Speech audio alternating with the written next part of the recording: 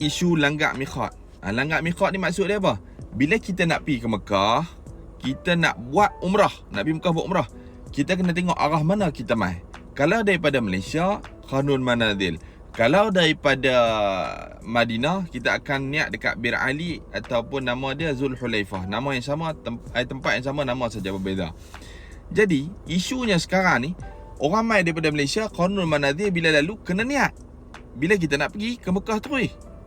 Tapi disebabkan trend yang berlaku sekarang ni, bukanlah nak kata salah, tak ada apa yang salah, tak ada betul, tak ada salah. Ni just perbincangan. Bila kita nak masuk ke Mekah, betul, kita lalu Khanul Manazil ni. Tapi kita tak masuk Mekah terus. Turun dekat airport Jeddah, kita pergi ke Madinah dulu. Perlu tak kita niat? Tak payah niat lagi lah, sebab kita pergi Madinah dulu. Kita ada program dekat Madinah, maka niat dekat Bir Ali. Isunya sekarang ni, benda yang sama. Orang sampai dekat Jeddah tu, lalu Khanul Manazil, kita tak masuk Mekah, kita pergi ke Taif dulu. Jadi niat dekat mana? Niat dekat Khanul Manazil juga. Cuma kita tak payah niat waktu kita atas kapal terbang tu, sebab kita nak pergi dulu bermalam dekat Taif. Kita nak pergi berjalan-jalan dulu kat Taif. Kita tak masuk direct ke Mekah. Jadi kita niat dekat Khanul Manazil, tapi lepas selesai Taif, dekat daratan. Faham?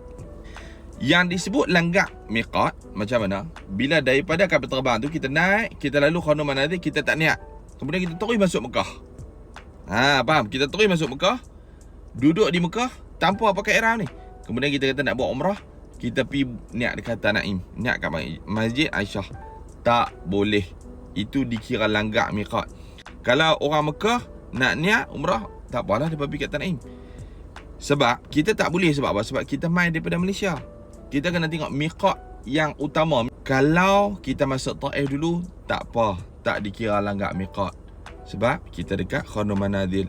Even ni katalah ada orang kata, okey, Tuan Kamil, terima kasih sebab note benda ni. Dia kata pada asalnya anda telah melanggar miqat. Betul. Tapi dia tak kira langgak miqat. Maksudnya kita langgak, kita lalu, tapi kita patah balik. Contoh langgak miqat. Bila langgak miqat ni apa tindakan yang kena buat? Contoh, tiba-tiba sampai Jeddah dia tak berniat.